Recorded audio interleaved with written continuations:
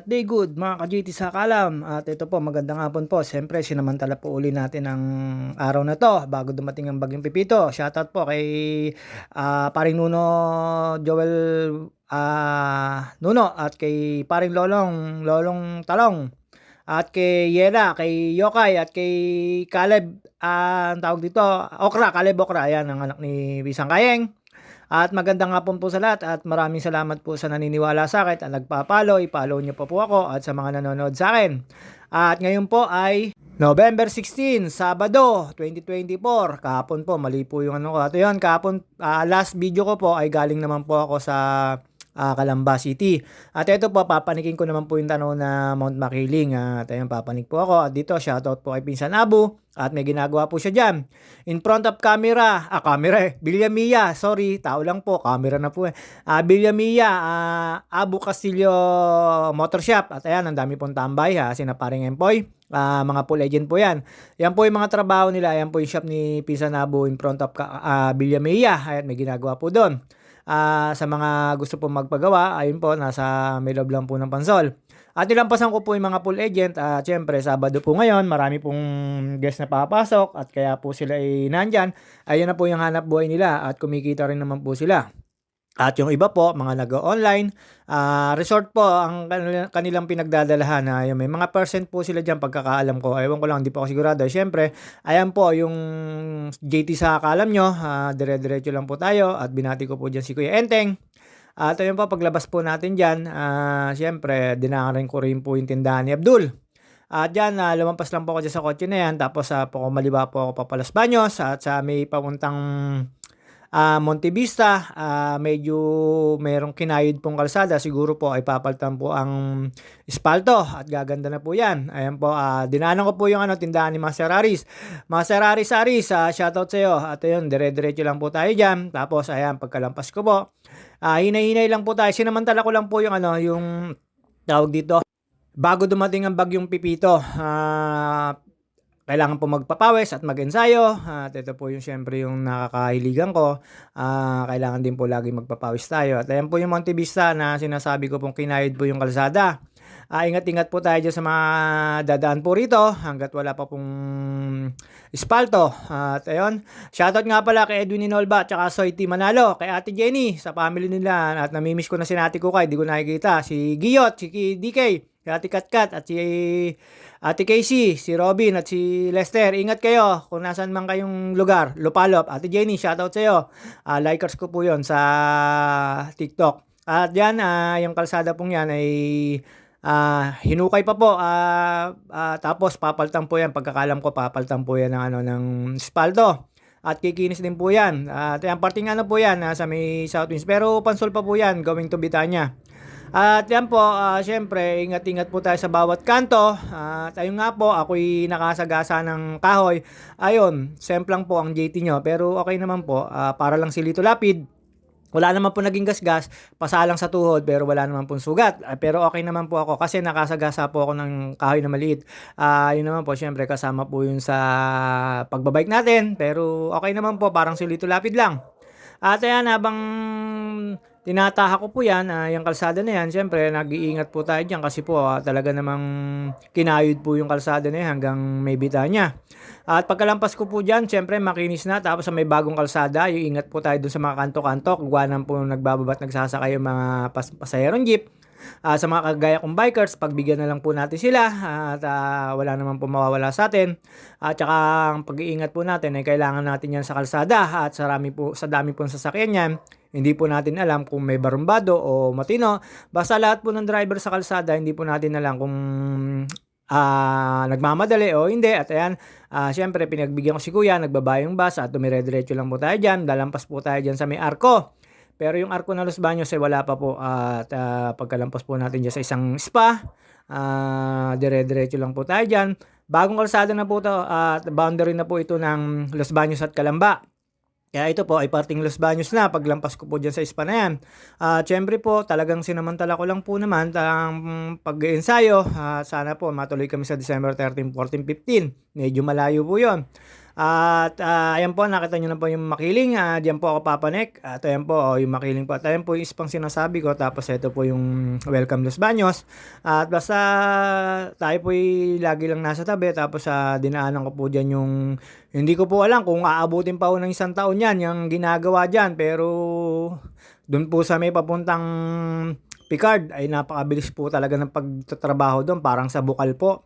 Sobrang bilis po ng mga ano nila, pagkagawa nila. Salute po ako dun sa mga gumagawa ng DPWH. Dito po, sa tagal ko na hong dumadaan dito hanggang ngayon, hukay pa rin po mga ka-JT. Pero hindi ko po alam kung anong dahilan. Baka po may mga dahilan sila kaya ganon. Pero nakakaabala po minsan sa mga namamasada, mga biyahero at ayun naman, hindi ko naman po sila binabas pero ay may 1 taon na humigit 'to, pero hukay pa rin po mga ka-JT. Hindi ko po alam kung anong dahilan na magtatanong pero ito po bago pumanik po ng splash yan sa may harap po ng Park Merced na subdivision. Pero nawala naman po yung mga tubig-tubig na dumadaan sa kalsada. Mahina lang po pero di ko po alam baka hindi lang po nagde-drain yung mga swimming pool. Pero ayan, dinaanan ko po yan. Ingat po tayo diyan, madulas po yung kalsada diyan. At ito po mga ka-JT, siyempre ang pupuntahan ko po ay Mount Makiling, papanikin ko naman po. Tapos alam niyo naman po, regular ako dito napunta. At doon po ako natambay sa ano. At ang tinambayan ko naman po ay sa may Umali. At nakita ko po may mga pa-practice po ng sayaw na estudyante. At ayan, iniwasan ko na lang po. Ito po yung sinasabi ko po na medyo may katagalan na hanggang ngayon hukay pa rin po. Hindi ko po alam kung anong dahilan pero papanikit po ng taas yan na parang drainage po yan na ginagawa yan na kukunti na po yung tubig pero ingat po tayo dyan. Medyo madulas na yan. And after ko po makalampas dyan, eto na po, pinapanik ko po yung Mount Makiling.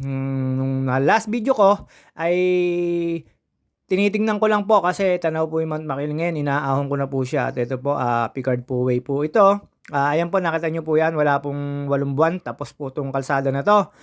Salute po ako sa gumawa dito. DPWH. At hindi po pinagtama-tama. Saglit lang po, nadaanan na uli.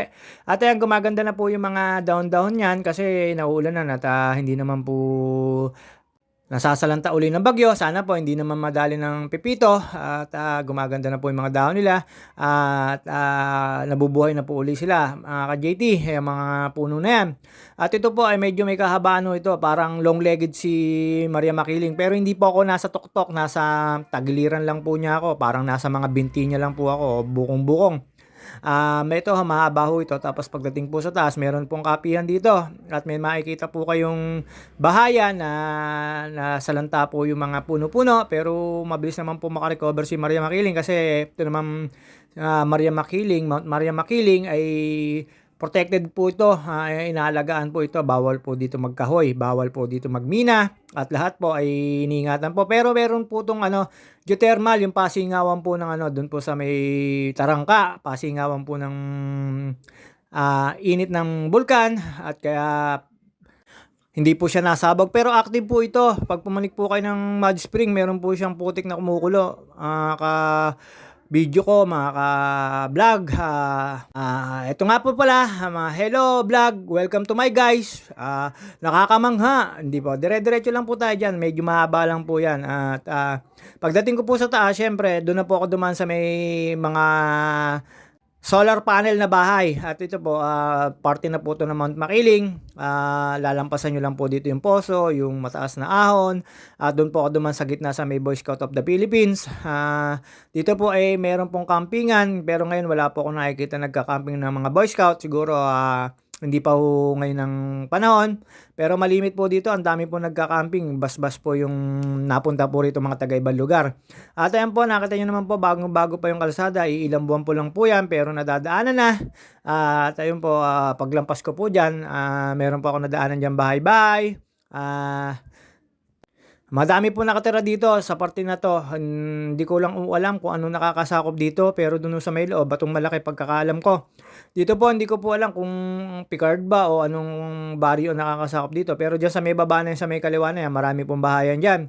At marami po nakatira diyan. Tapos meron po silang kuryente, hindi naman po sila solar. Doon po sa loob sa may Boy Scout of the Philippines solar.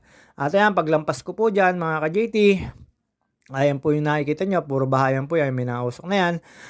Dire-diretso lang po tayo dyan. Tapos yung parting itas po nito ay ginagawa pa at after ko po maahon dito, eto na po, papasok na po ako sa may arko ng Boy Scout of the Philippines at hindi na po ako dumaan sa may grotto kasi po dito nga po ako dumaan sa may kabila, may building ng Boy Scout of the Philippines. Dito lang din po yan sa UPLB, loob lang din po yan. Mount Makiling po ito, Mount Makiling, Jamboree. Hindi po sa forestry, ang forestry po doon po sa kabila. Basta ito po, ikutin ko lang po ito. Hindi na po ako pupunta doon sa may pupuntang grotto. Pero isa lang din po yung pag-e-exitan niya doon po sa may guard na may arkong ginawa po at inalis po yung arko at dito po kurbada po yan, medyo konting ahon lang po yan. At pagliko nyo po dyan sa kurbada na yan, na may signage na yan, ay ano na po yan, makikita nyo po yung Boy Scout of the Philippines Arco. At bagsakan po kasi ng puno yan kaya medyo naliko po. Hanggang ngayon di pa po naayos. At ayan po, medyo hingal-hingal na po tayo dyan. At dito po kasi kaya ako nakakapag-bike dito ay hindi po masasakyan. Madalang lang po yung sasakyan. Tapos napapagbigyan po kayo ng mga nadaan po rito. At sulit po ang pawis nyo pag po kayo nandito nagbike at hindi po kayo talaga mabibitin sa ride. At ito po, ayan, dire-diretso na lang po tayo dyan at hindi na po tayo kumanan. Lampas po lang tayo dyan sa guard na yan, tapos pababa po tayo dyan. At dyan po, medyo nag-ingat po tayo. Kasi ang dami pong mga nalalaglag na kahoy sa gitna ng kalsada. Kaya nung nakaipit po ako, medyo mislide po at ayun po, wala naman po nangyari sa akin. Buo pa naman po yung aking pangangatawan, pasalang po at ito po, pababa po yan. Dito po, may mga nag-ano po dito, pag nag-camping po, may stage po rito na pinagpe-performan nila. At dyan po, dadaan po tayo doon sa malaking building ng Boy Scout of the Philippines. Hindi ko alam kung office po nila yan. Basta ito, dire-diretso lang po tayo dito. Ang labas po nito is sa may guard. At ayan, syempre, medyo malilim na. At dumadami na po yung mga dahon-dahon ng puno. Kaya masarap na po mag-ride. At sa ano pa, press air pa po dito. Press air. At ayan po, ang dila mo, JT, hindi ho tayo maka-A kasi nakita nyo naman po, ang isang kamay lang po ang hawak-hawak ko dyan. Pero nag-iingat din po tayo dyan. Patag po yan. Pagka po palusong na, lagi po ako nakaakibat sa preno dyan. Lagi lang pong panghuli yung prenong ginagamit ko dyan. Kasi po ay baka tumawag po ng gustuhan pagka pagpanguna po ginamit nyo. Kaya lagi po sa kanan lang po. Ayan, pagka na ramdaman ko malalim na po, tumitigil na po ako pag video. At yun, may tinignan po ako na mga nakatambay po doon. At ito po, malapit na po tayo lumampas sa bahay na mayroong mga solar. Pagkakaalam ko po dito ay wala pong kuryente dito kaya nakikita ko po sa bubong nila ay puro solar. At may mga estudyante po rito na napasok pag sa umaga nagbabike po ako tapos sa mga nagtatrabaho. Kalimitan po dito ay nakamotor. At dito po marami rin po bumagsak na puno. Sana hindi umaano ng pipito. At ayan, pagkalampas ko po doon sa mga bayan. At ito po sobrang malikot po yung mga kalsada rito kasi po nadadaanan ng tubig at nauuka mga ka-JT. Dito po yan, dire-diretso lang po tayo dyan. Paglampas nyo po dyan sa bahayan na yan, dadaan na po kayo doon sa may parang creek, sapa. At ayan po yung nakita nyo po yung mga bahay. Tapos kurbada lang po yan. Ayan, may mga nakatira po. Tapos dito po, batong malaki na po ata nakakasakop dito. Itong loob na to. Madami po ako nakikita rito na mga nakatambay pagka wala na pong pasok. Pero ngayong hapon ay hindi ko po sila nakikita kasi maaga pa. Basta dire-diretso lang po ito. Hindi rin po kayo maliligaw dito kasi doon po sa may guard ang exit nito. At ayan po yung mga punong natumba. At nasa gitna pa po. Tapos dito po medyo mababa na po yung lusong na to. Kaya nakapag-video po tayo. At dyan, meron po ako nakita dyan mga nakatambay na bata. Ay, shoutout sa inyo mga bata. Tapos nilampasan ko po sila, mga naglalaro ng badminton. At iikot lang po ito, kukurba lang. Tapos paglabas nyo po, ay doon na sa may guard na bago pumasok sa UPLB. At yun po, ikot lang po tayo dito. Dito po, wala po ako nakitang Mapo Forever. Kasi siyempre po, ay bundok po to. At parte po to ng Mount Makiling. At ayun nga, habaan ito. At ayan, may nakasalubong po ako naglalakad galing trabaho. At ito lang po yung malapit yung pag-exitan. Malapit na po kayong pumasok sa may UP campus. At doon po may naghahanap po ng sticker. at nag-aano ng mga sasakyan 'pag walang sticker, pina-stop po, binibigyan lang po ng ano, kinukuha yung lisensya, binibigyan po ng number.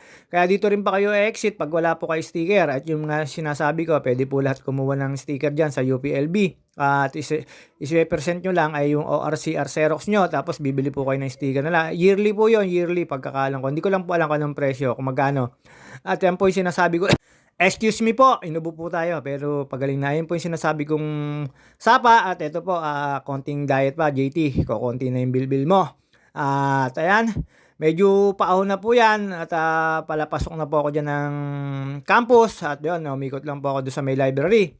At dyan po ako nakasagasa ng kahoy, medyo sumitembang po tayo dyan at ayun, buti na lang po walang sasakyan at nakasagasa lang po tayo dyan ng kahoy na bumagsak galing puno. Tapos ayan, after po dyan, umikot lang po ako sa may papuntang Umali at sa may Umali Hall, doon po ako tumambay at may nakasalubong po ako dyan nakamotor. At dito po siyempre, mga kasakalam JT, sulit na sulit po yung pawis nyo pag bikers kayo. Pero marami po ako nakikita rito mga napunta, nakamotor, sa sasakyan, tapos natambay at pipiknit po dun sa may Freedom Park.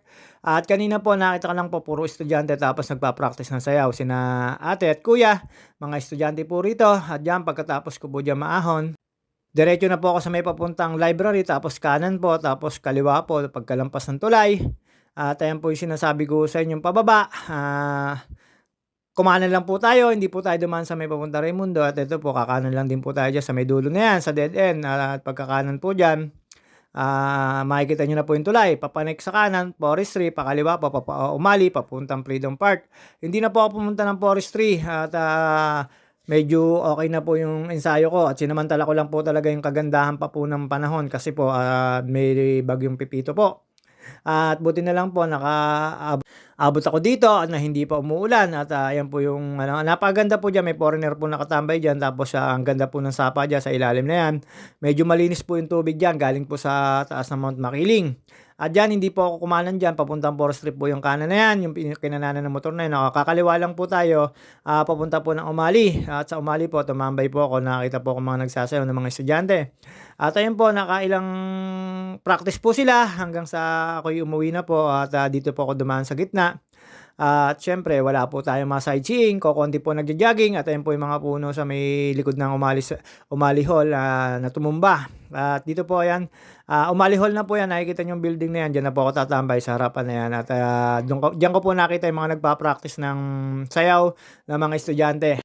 At habang tumambay po ako dyan, pinapanood ko lang po sila, medyo nahihiya yung ibang kagrupo nila kasi may nanonood pero yung iba naman po hataw din naman po sa pagpa-practice mga ka-GT at yan tumambay lang po ako diyan tapos ang dami ko nakitang nakaupo diyan sa may Freedom Park. At diyan po ayan, nakita ko na po sila, ayan nanonood po ako, nakita niyo naman po naka-formation sila, nagme-mekos-mekos ayan. Hindi ko alam kung saan sila sasali or saan sila magpe-perform pero panayang practice lang nila diyan, nanonood lang po ako habang nagpapahinga at nainom ako ng tubig. At after ko po mapanood dito, at siyempre nag-iisip ako baka biglang umulan pero napakaganda naman po ng panahon at wala pa si Bagyong Pepito. At ayan, madalang po ang nakikita ko nagjo-jogging at sa may Umali Hall lang po ako tapos kita nyo po may nagwo-walking pero kokonti lang po sila. Dito po ako tumambay, kala ko aambon pero maganda ho ang panahon. Ayan, pagkatapos ko pong manood sa kanila, iniwan ko na po sila at dumaan po ako doon sa may favorite kong daan, sa may papuntang Oblation. At di maring di tayo magpapakita. At ayan po, parang hindi po nag-slide yung bike. Ayan, parang Ray, ang dila. At hindi po tayo maka-A. Wala po naman tayong kakayan pagka naka-bike po tayo. Joke lang po. At ayan, papasok na po ako dyan sa may Oblation. Diyan na po ako dumaan sa may mga tower at may Kalabaw, palabas po ng UP. At yun, sabi ni Kuya, pasama daw sa video. Ayan, yung mga estudyante, nakita nyo naman po. Shoutout sa inyo, Kuya. Lampas na ako nung sinabihan, pasama daw sa video. At kung mapapanood mo to, ayun na, kaya sinama na kita. Pero napakalayo mo na nung nagsabi ka sa akin. At yan, dire-diretso lang po tayo dyan. Yung favorite kong spot na dinadaanan dito sa UP. Dyan sa may Oblation. At dumiretso lang po ako dyan. Doon po ako dumaan sa may tower, sa harapan, sa may palampas ng UP gate. At paglampas ko po dyan, marami po ako nakasalubong dyan, mga estudyante at mga gumala po. Ayan po yung tower na sinasabi ko, yung sa loob po ng UPLB. At naglakad na po ako diyan na po ako dumaan. At may mga nakasabay po ako yung mga estudyante diyan at mga tatambay at mga maggagala po diyan. Sa Freedom Park wala po ako nakitang mga nagpi-picnic, puro lang po nakatambay ng mga estudyante. At ito po, naglakad na po ako diyan at nakasalubong ko pa yung mga kabataan na yan. Tingin ko tatambay po sa gitna po yan. Dito po habang naglalakad po ako diyan, nakita ko po wala na naman pong tubig yung ano, yung kanilang parang fish pond. Pero lagi ko po nakikita 'yan na merong tubig diyan. Siguro wala po kasing nakalagay ngayon, baka mainit, kaya po gano'n. 'Di ko po alam. Basta lagi ko po nadadaanan 'yan na lagi may tubig at may koi. Nawala nga po yung mga koi diyan, eh. At lalampas lang po tayo diyan sa ano na 'yan, palabas na po 'yan, UP Gate na po 'yan, yung dire-diretso na 'yan.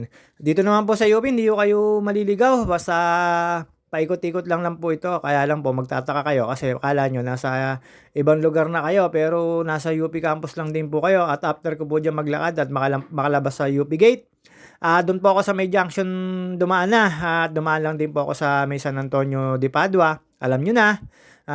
Pray-pray lang po tayo at mag-ano ng kandila para sa aming magkakapatid. At ayun po, pagkatapos ko po doon, eto na po, junction na po ito. Dito na po ako dumaan, mga ka-JT. Sa lahat po na hindi ko po nababate, pasensya na po at nalilimutan ko lang po. Tapos sa mga nanonood po sa akin at tumatangkilik at nagpa-follow, maraming salamat po. At i-follow niyo po ako. Eto po yung kahabaan ng junction, dito na po ako dumaan pauwi tapos medyo ma-traffic po dito. Inabot na po ng traffic yung ibang sasakyan dito kasi rush hour na po. Tsaka ang dami pong papunta ng pa San Pablo, Santa Cruz. Doon naman sa papuntang Calamba, madalang na po. At sa lahat po na nanonood sa akin, maraming salamat po. At siyempre, tatapusin lang po natin yung video rito. Yung nakaraang video ko po ay nandun po ako sa may Calamba. Ngayon po, pinani ko na po yung Mount Makiling na lagi ko naman pong pinupuntahan.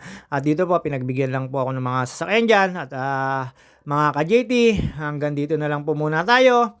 See you on my next vlog. At ingat-ingat po lahat tayo dito sa mga nasa kalsada. Iba yung ingat po ang kailangan natin gawin. Babuhos mga ka-JT!